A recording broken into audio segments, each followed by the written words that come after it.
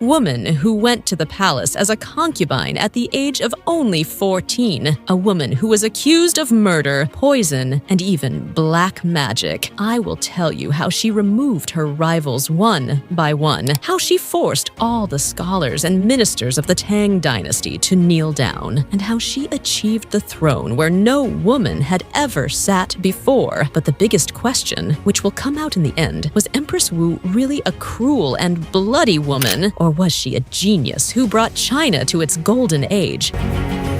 7th century China, the era of the Tang Dynasty, powerful, rich, and bound to traditions. And there was a strict law that a woman could never sit on the dragon throne. Wu Zetian was only 14 years old when she entered Emperor Taizong's palace as a concubine. And then among many wives of Taizong, she also became one of his wives. Among thousands of women who used to be lost, Wu was different. As beautiful as she was equally obsessed with her ambition. When Taizong died, Wu should have been sent to a convent, but she did what no one had ever thought of. She came back, this time with the new Emperor Gaozong. When she wanted to teach a lesson to one queen of the palace, she killed her own daughter and put the blame on her. History till today says this about her. But one thing was clear. Whatever happened, Wu was not going to stop. With Gaozong, Wu was not just a wife, but in reality, she was ruling. When the emperor became sick, Wu started making decisions herself, exiling ministers and killing female enemies whenever she wanted.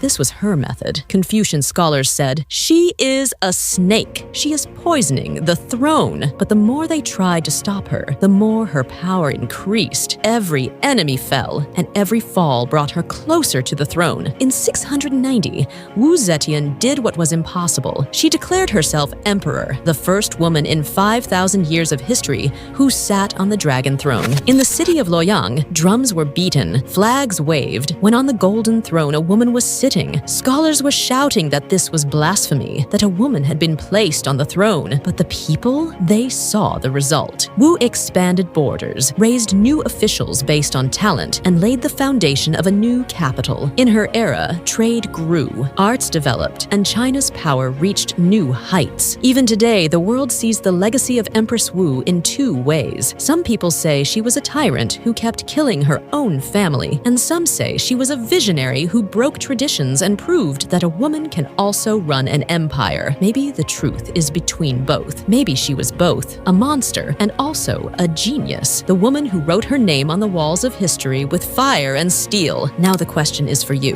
When history calls a woman dangerous, is it because of her cruelty or because she achieved what no one else could ever achieve?